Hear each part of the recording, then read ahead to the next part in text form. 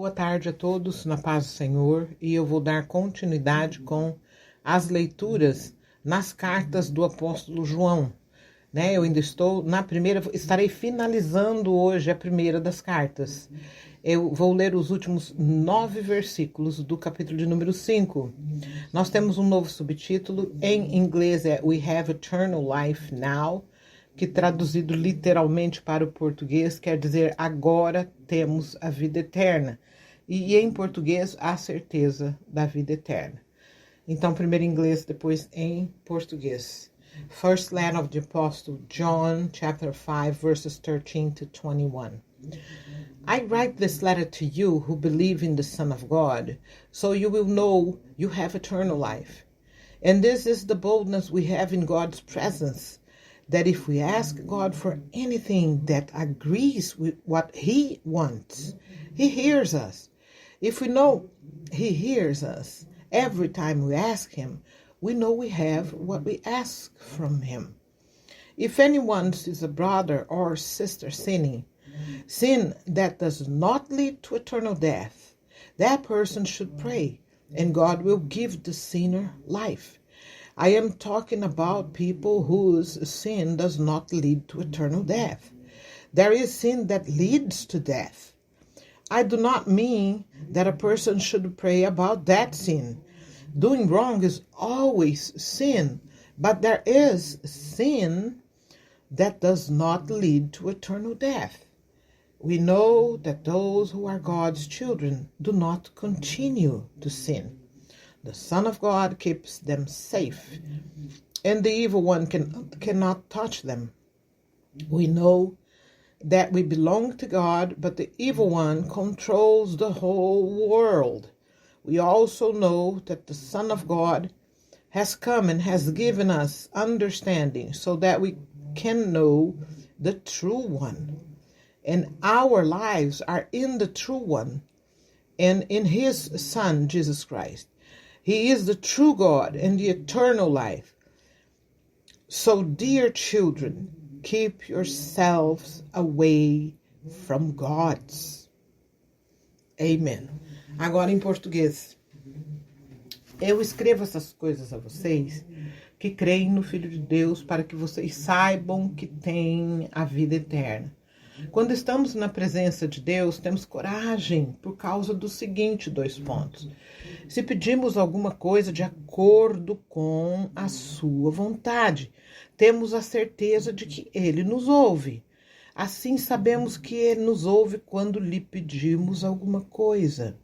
E como sabemos que isso é verdade, sabemos também que Ele nos dá o que lhe pedimos. Se alguém vê o seu irmão cometer algum pecado que não é para a morte, deve orar a Deus e Ele dará vida a esta pessoa. Isso no caso de pecados que não trazem a morte. Mas há pecados que trazem a morte. E eu não digo que vocês orem a respeito desse pecado. Toda maldade é pecado. Porém, há pecados que não trazem a morte. Sabemos que os filhos de Deus não continuam pecando, porque o Filho de Deus os guarda, e o maligno não pode tocar neles. Sabemos que somos de Deus e que o mundo todo está debaixo do poder do maligno. Sabemos também que o Filho de Deus já veio e nos deu entendimento para conhecermos o Deus verdadeiro. A nossa vida está unida com o Deus verdadeiro, unida com o seu Filho Jesus Cristo. Este é o Deus verdadeiro e esta é a vida eterna. Meus filhinhos, cuidado com os falsos deuses! Exclamação. Amém. Olha, são 9 versículos aqui e quantas coisas poderiam ser ditas. Todas as vezes que eu começo a ler a palavra do Senhor em voz alta, existe um mistério nisso. Eu me lembro quando eu era bem novinha na fé ainda, que eu me converti aos 16, e eu vi pastores e pessoas, muitas pessoas eu ouvi pregar, né? Muitas pessoas. Me lembro de ter ouvido pastores dizendo: existe uma necessidade de nós lançarmos as nossas palavras na atmosfera, verbalizá-las em voz alta. Todas as vezes que eu leio a palavra do Senhor em voz alta, é como que à medida que eu estou lendo, o Espírito de Deus já vai abrindo, assim, na minha alma, a compreensão, né, de cada um desses versículos. Que coisa preciosa! As pessoas que não valorizam a palavra do Senhor estão incorrendo em um perigo muito grande, muito grande. E eu mesma, muitas vezes, eu não estou dizendo aqui que eu leio todo dia, meus irmãos, eu também, nós todos, às vezes, falhamos, né, no tirar aquele tempo que nós precisamos tirar, né? Mas olha isso daqui, o versículo 13, né, o primeiro dessa leitura de hoje, o João, né, o apóstolo João, entenda isso, ele foi um dos chegados de Jesus. E ele fez isso porque ele quis, porque ele sentiu vontade de se achegar ao Senhor, entendeu? E os outros não fizeram. Então, eu penso assim, eu amo ler as coisas que o apóstolo João escreveu, sabe? Eu amo, por quê? Porque ele esmiuça, ele explica, e ele fala daquilo que ele viveu com o mestre, né? Então, aqui no 13 ele já começa: eu escrevo essas coisas a vocês que creem no Filho de Deus, para que vocês saibam que tem a vida eterna. Então, assim, enfatizando, não duvida, não duvida. Você creu, você tem a vida eterna. No 14, quando estamos na presença de Deus, temos coragem por causa do seguinte, olha, ele vai explicar por que é que quando nós andamos pertinho do Senhor, em obediência, em rendição, em humilhação, em dependência total, ele vai explicar por que, né, que temos coragem, que podemos ter coragem. Se pedimos alguma coisa, olha só, isso é muito importante nós prestarmos atenção. Não tem como nós lermos a palavra do Senhor, sai lendo assim, sem prestar atenção, não dá. Olha aqui, ó. Se pedimos alguma coisa de acordo com a sua vontade. Então, existem condições na palavra de Deus, ela é toda com condições. Você vai ter isso, mas é se você fizer isso. Se você não fizer isso, você não vai ter aquilo. Entende? Então, se nós não prestamos atenção, nós começamos a agir como um cavalo sem o cabresto, desembestado. Às vezes gasta um tempão na presença de Deus pedindo um monte de coisa, mas não entendeu que tem que ser de acordo com a vontade dele, da vontade de Deus, né? Se pedimos alguma coisa de acordo com a sua vontade, nós temos a certeza de que ele nos ouve. E o contrário também é verdadeiro. Você vai pedir lá umas coisas que Deus não está nem aí com aquilo, que não é do interesse de Deus para a sua vida, você não vai ganhar e ponto final, né? Entramos no 15 dizendo assim, sabemos que ele nos ouve quando lhe pedimos alguma coisa. E como sabemos que isso é verdade, sabemos também que ele nos dá o que lhe pedimos. De novo, se estiver ali de acordo com a vontade de Deus, né? No 16, se alguém vê o seu irmão cometer algum pecado que não é para a morte. Isso é muito sério. Isso é muito sério. Isso aqui, só uma pessoa que vive na comunhão constante com o Senhor, né? Com o Espírito, doce Espírito Santo de Deus. Esta pessoa terá a revelação acerca de alguém, né, que tá ali numa tribulação muito grande, né? O Espírito vai revelar para essa pessoa se aquele pecado ali é para a morte, né? E a palavra de Deus nos diz que existem pecados que trazem a morte, né? E ele ainda fala aqui, e ele, se não for o pecado para a morte, Deus dará a vida a esta pessoa. Isso no caso de pecados, ele enfatiza de novo, ele volta a falar a mesma coisa. Quer dizer, quando existe repetições, é para nós prestarmos bastante atenção, né? Isso no caso de pecados que não trazem a morte. Mas há pecados que trazem a morte. E eu não digo que vocês orem a respeito deste pecado. Olha, esse negócio aqui é uma coisa muito séria. É uma coisa muito séria. É muito sério isso daqui. No 17, toda maldade é pecado. Porém, há pecados que não trazem morte. Sabemos no 18, aqui poderia falar muitas coisas, sabe? Mas eu tenho muito temor de Deus em me referir a isso aqui, sabe? A palavra do Senhor, ela é categórica em falar sobre o pecado, sobre a blasfêmia contra o Espírito Santo, né? Então, esse é um pecado que realmente é para a morte, né? Não tem nem como ninguém interceder, porque Deus não vai ouvir, né? Então, nós percebemos assim que nós temos que ter pavor de pecar, sabe? E é pecadinho e pecadão, pecado médio, pecado grande, pecado pequeno, pecado enorme, gigante. Nós precisamos temer e correr e tremer de pecar, né? Porque numa dessa pode ser um risco muito grande, né? Porque isso aqui está escrito pelo apóstolo que foi o mais chegado de Jesus. O apóstolo que inclinava a sua cabeça no peito de Jesus, certo? E a palavra de Deus é para nós levarmos ela a sério. A sério. A sério, sabe por quê? Quem não levar a sério, é por ela que nós vamos ser julgados, né? Então vamos tomar cuidado com isso aqui. Pecados que trazem morte. No 18, aqui diz que todo pecado é maldade. Toda maldade é pecado. Então, todos nós, infelizmente, nós cometemos algum tipo de pecado, certo? Aqui no 18 ele entra falando assim: sabemos que os filhos de Deus não continuam pecando, entende? Então, se nós carregamos a sensibilidade da presença do Espírito Santo, quando nós pecamos ou quando nós fizemos alguma coisa que o Espírito de Deus na mesma hora ele já vai piscar naquela luz vermelha. Tá errado, infringiu. Então, ele vai nos avisar. E o que vai acontecer? Vai ter que haver um arrependimento ali, vai ter que haver um conserto diante de Deus com aquilo ali. Seja o que for, seja uma mentira, seja uma participação numa conversa que Deus não está nela, porque isso também envenena a nossa alma. Quando nós participamos de assuntos e conversas que não glorificam a Deus, isso traz veneno para a nossa alma. E quem é sensível diante de Deus tem discernimento. E se a conversa toma qualquer rumo estranho, peça com licença, peça licença e se retire daquele assunto, porque é melhor você servir e temer a Deus do que acabar pecando e depois, quem sabe, pagar um certo preço para poder retornar, né, na posição onde você estava antes daquilo. Porque tudo custa, viu, minhas irmãs e meus irmãos? Tudo custa e tudo tem um preço, né?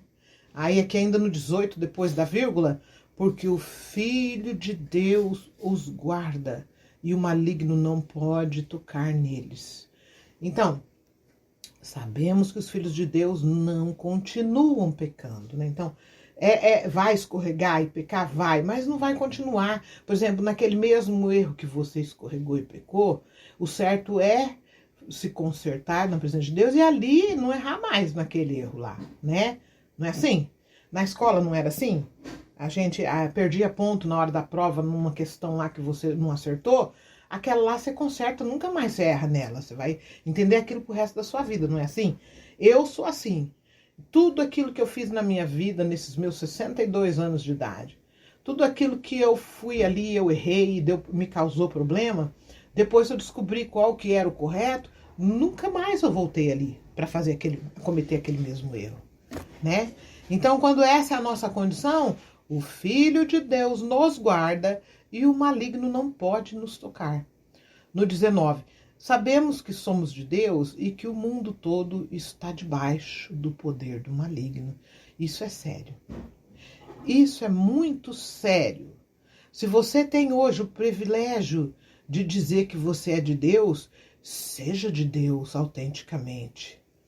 Seja de Deus de verdade. Se você é de Deus, você vai amar. Se você é de Deus, você vai perdoar. Se você é de Deus, você vai ter esperança. Se você é de Deus, você vai ajudar as pessoas. Certo? E aqui ele diz, e que o mundo todo está debaixo do poder do maligno. O mundo todo está debaixo do poder do maligno. Por quê? Porque as pessoas que estão neste mundo e não são de Deus, como ele fala aqui no versículo, elas estarão cometendo coisas que você vai saber que aquilo não vem de Deus. Mentirosas, falcatruas, jeitinho brasileiro em tentar passar a perna nos outros e ganhar alguma coisa dos outros com cambalachos, entendeu? Isso tudo vem do maligno, é o poder do maligno. E essa malignidade, infelizmente, se adentrou nas igrejas. Ninguém pode dizer quem é e quem não é, porque quando nós vamos à igreja está todo mundo bonitinho, né? Assim, os vestidos, o cabelinho, né? Todo mundo os ternos, né? Então nós não temos no físico como apontar e falar, pô, aquele lá, né? Não, mas Deus com seus olhos de fogo, ele faz o screening, né? Ele faz ali a defragmentação. Deus sabe quem que é dele e quem que não é, né? Porque, infelizmente, existe uma porcentagem de quem frequenta a igreja, lá dentro da igreja, que está classificado nessa segunda parte do versículo aqui, ó. O mundo todo está debaixo do poder do maligno. Pasme-se, mas sim, você vai querer dizer para mim que 100% das pessoas que comparecem à igreja, elas são realmente de Deus? Não, você não pode falar isso, nem eu posso falar isso, e a Bíblia não nos aconselha a falar isso. Ela nos aconselha a sermos de Deus, né? E a diariamente nós fazermos análises, né, do nosso comportamento, o que é que nós estamos produzindo cada dia. Se o que você produz todo santo dia é irritação, amargura, frustração, né? E isso tá errado, então tem que ter um conserto, tem que ter ali um tratamento diante de Deus, né? Porque os que são de Deus produzem as coisas de Deus. No 20, sabemos também que o Filho de Deus já veio e nos deu entendimento para conhecermos o Deus verdadeiro. Por que diz isso aqui? Porque existem deuses falsos. Continuando ainda, no mesmo versículo 20, a nossa vida está unida com o Deus verdadeiro, repetição. Quando repete, preste atenção. Unida com seu Filho, Jesus Cristo. Este é o Deus verdadeiro. Terceira vez, num único versículo, nós vemos o apóstolo João abordando sobre o Deus verdadeiro. E depois, bem no finalzinho desse versículo, depois da vírgula, ele fala, e esta é a vida eterna. O que eu entendo daqui? Se nós não tivermos o Deus verdadeiro, nós não temos a vida eterna. Então isso aqui é muito sério. É muito sério. O que é que o Deus verdadeiro nos fala? O que é que o Deus verdadeiro nos fala? Cristo disse, eu sou o caminho, a verdade e a vida. Lendo os evangelhos, como foi a vida dele? Quais foram os exemplos que ele deixou, que ele viveu e deixou porque ele viveu nos santos evangelhos, mais especificamente no de João. Qual foi? Qual foi? Ele negou-se a si mesmo. Ele deu de si próprio. Ele teve uma luta ferrenha para não permitir que a mágoa, a amargura e o desprezo e o ódio a que lhe foi impetrado, a que as pessoas, os líderes religiosos da época, as pessoas que eram supostas esperar, elas tinham que esperar por ele, elas o massacraram. Elas o odiaram, esbofetearam, o ódio era muito grande. Eu já fiz essa leitura com detalhes sobre a crucificação e tudo, né? Então, aquela liderança da época de Cristo, minhas irmãs, meus irmãos e meus amigos que me ouvem, eles não creram no Deus verdadeiro, que é Jesus Cristo, seu Filho, Filho Santo de Deus. Eles creram em deuses mentirosos. Eles estavam ali interessados nos lucros, em dinheiro, em riquezas, em propriedades, sabe? E o Deus desse mundo é isso aqui que está falando, né? Maligno. que o mundo todo está debaixo do poder do maligno. Cobiça só por coisas, por dinheiro, por poder. Isso não vem do Deus verdadeiro e não traz a vida eterna. Então, não se engane, não se engane. É a palavra de Deus que está falando, não sou eu. Se nós permitirmos a nossa fé, ela escorregar, porque existe uma linha fina, sabe? É isso que eu quero que vocês entendam. Existe uma linha bem fininha. E se é um crente novo que se converteu aí apenas 1 ano, ou 6 meses, ou quem sabe até mais, 5 anos, alguma coisa assim, mas não tem maturidade, não amadureceu, ele não vai entender que nem tudo que reluz é ouro. Então ele não vai ter maturidade para se safar dessa, sabe? Aí vem uma pessoa fardada lá com um terno bem bonito no púlpito e começa a falar uma montoeira de coisa que é para lure, que fala em inglês, que é para ludibriar, que é para simplesmente tentar canalizar a atenção daquela ovelhinha incauta, aquela ovelhinha simples, coitadinha, né? Ainda que não cresceu, não amadureceu, tá criancinha ainda, e vai tentar ludibriar ela a acreditar em mentiras. Então, o versículo 20 desse finalzinho, dessa primeira carta do apóstolo João, num único versículo, ele fala sobre Deus verdadeiro 3 vezes. Não contei as palavras desse versículo, mas tem 3 vezes o Deus verdadeiro. E bem no final, ele fala que só quem tem esse Deus verdadeiro vai ter a vida eterna. Quem se deixar levar, se deixar ludibriar por mentiras. Aí no 21 ele fecha falando assim, ó. Meus filhinhos, amoroso, né? O João foi um apóstolo cheio de amor. Primeiramente, ele amou o Senhor, né? Que foi o mais importante. Ele amava o Senhor. E ele sabia do amor do Senhor por ele, porque ele também se referia a ele próprio, dizendo o apóstolo a quem Jesus amava, né? Que lindo isso, né? Alguns ficam aí com tudo com dor de cotovelo. Ai, mas calma. Ele era muito convencido de si mesmo, falar que Jesus amava ele. E amava mesmo. E daí, você tá com dor de cotovelo? Vai se achegar a Jesus igual o apóstolo João se achegou, que daí você não precisa ficar com dor de cotovelo.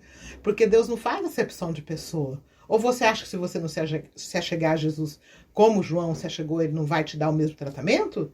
Vai, mas nós temos que ser sinceros, né? Sem sinceridade com Deus não funciona, né? Então aqui no último versículo ele fala, meus filhinhos, cuidado com os falsos deuses. Por que ele disse aqui? Tem ou não tem falsos deuses dentro da igreja hoje? Responda para você mesmo.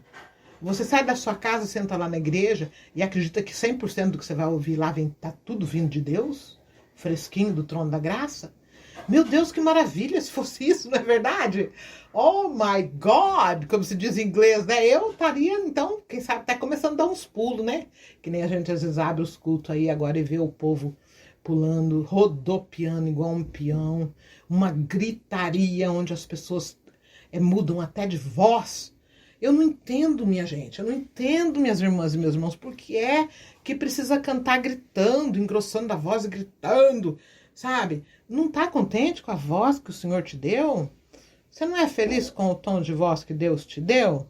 Não precisa forçar a garganta, ficar naquela aquela coisa que engrossa a garganta. Pra que isso? Ou então começar com a gritaria? Deixa eu te falar uma coisa, se é que você ainda não entende. Deus não é surdo. Deus não é surdo. Eu já tive em cultos, eu vou contar isso aqui porque essa é a verdade. Eu entrei em cultos, ambiente fechado, pequeno, microfone no último volume, a pessoa cidadão pega o microfone lá e começa a berrar. Não começa a berrar, urrar. Sabe o que eu fiz? Eu peguei minha bolsa, minha Bíblia, levantei e fui embora para minha casa. Porque eu não vou estragar a minha audição por causa de pessoas que pensam que as ovelhinhas são surdas. Entende? Existem comportamentos de pregadores que isso se chama tentar causar intimidação nas ovelhas, entendeu? Eu vou berrar porque daí eles vão tudo se assustar, né? Não é nada disso, não. Não é nada disso, olha, entenda de uma vez por todas, Deus não é surdo. Eu também não sou, entende? Eu acho que você também não é. Então, vamos prestar atenção no que o apóstolo João fala aqui, ó. Cuidado com os falsos deuses. Cuidado com os falsos deuses. Só isso. Só isso. Agarre-se à palavra do Senhor. Se existe partes da Bíblia que tem que ser lida, relida, são os evangelhos, e em especial o evangelho de João. Por quê? Porque ele traz mais esmiuçado. Então, nós precisamos aprender com o comportamento de Cristo como nós devemos proceder na nossa vida. Amém? Então, olha, eu agradeço a atenção de cada irmão, cada irmã, cada amigo e amiga que me ouve neste dia. Eu espero que Deus te abençoe grandemente na compreensão da palavra do Senhor. Eu estarei também iniciando agora também leituras, tudo no inglês, o comentário também em inglês. Por quê? Eu tenho vários amigos e amigas, irmãos em Cristo nos Estados Unidos, né? E também existem pessoas que assistem no YouTube, né? Que ouvem, né? No caso. E eu acredito que Deus pode, então, assim, abençoar as pessoas que falam só o inglês, que não entendem o português, né? Então, talvez o mesmo trabalho que eu faça assim no português, eu também vou fazer apenas no inglês, incluindo tudo, os comentários e tudo no inglês. Então, que o Senhor te abençoe neste dia, que o Senhor nos dê a vitória e que nós venhamos a tomar muito cuidado, como disse o meu irmão apóstolo João aqui, com os falsos deuses. Por quê? Porque eles existem, viu? Não se engane, eles existem. Então, em nome de Jesus, que o Senhor nos guarde neste dia, eu estarei dando continuidade com as leituras.